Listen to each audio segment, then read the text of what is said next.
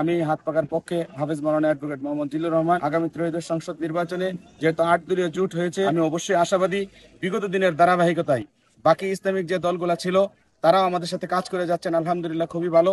তবে আমি সবচেয়ে বেশি দাবিদার। ধন্যবাদ প্রিয় হালুয়াঘাট প্রেস থেকে আপনি আমাদের কথাগুলো নিচ্ছেন এবং এই কথার মাধ্যমে আপনি দুবহরা এবং হালুয়াঘাট তথা সারা বাংলার মানুষকে আপনি আমাদের এই কথাগুলো শুনিয়ে দিচ্ছেন, এই জন্য আপনাকে অসংখ্য ধন্যবাদ।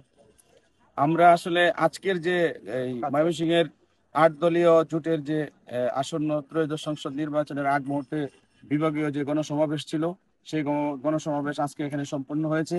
আপনি দেখেছেন বা দেশবাসী দেখেছে, এখানে লক্ষ লক্ষ লোকের লোকারণ্য হয়েছে। আজকে ইসলামের বিপ্লব হয়েছে।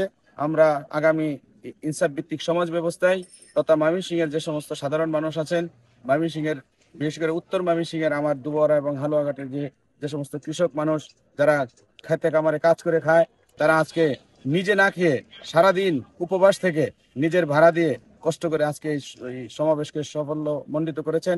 এজন্য আমি দুবহরা এবং হালুয়াঘাটের সর্বস্তরের সাধারণ মানুষকে আমি ধন্যবাদ জানাই। দুবহরা এবং হালুয়াঘাটের আপনারা জানেন বিগত 2008 সালের নির্বাচন, 2014 সালের নির্বাচন বা 2018 সালের নির্বাচন, যে কয়েকটি নির্বাচন সরকার বৈধতার মধ্যে ছিল, সেই নির্বাচনগুলো আমাদের হাত পাকার প্রার্থীরা ছিলেন।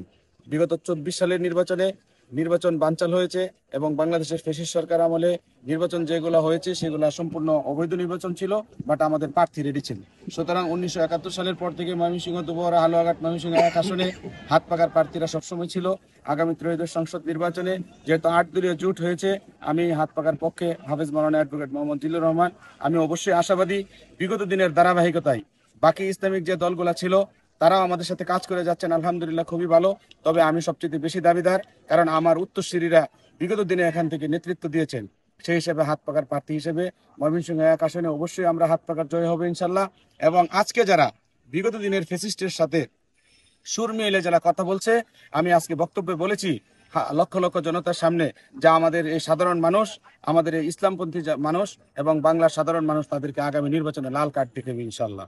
এবং আপনারা আমার সাথে থাকবেন এবং দেশবাসী তথা উত্তর ময়মনসিংহের মেহনতি মানুষ, আল্লাহ তাআলা যদি আমাদেরকে তৌফিক দেয়, হাত পাকা যদি জয়যুক্ত হয়, তাহলে আমরা সর্বপ্রথম পাহাড়ি পাদদেশের যে সমস্ত সাধারণ মানুষ আছে তাদেরকে যে মাদক দিয়ে ধ্বংস করে দিচ্ছে, আমরা মাদক থেকে উত্তীর্ণ করার জন্য সুস্থ সমাজ ব্যবস্থায় কাজ করব। আমাদের রাস্তাঘাটের অনুন্নত, আপনারা জানেন রাস্তাঘাট ধ্বংস করে দেওয়া হয়েছে। 1000 কিলোমিটার রাস্তার মধ্যে মাত্র 280 কিলোমিটার রাস্তা পাকা, বাকি সমস্ত রাস্তা কাঁচা।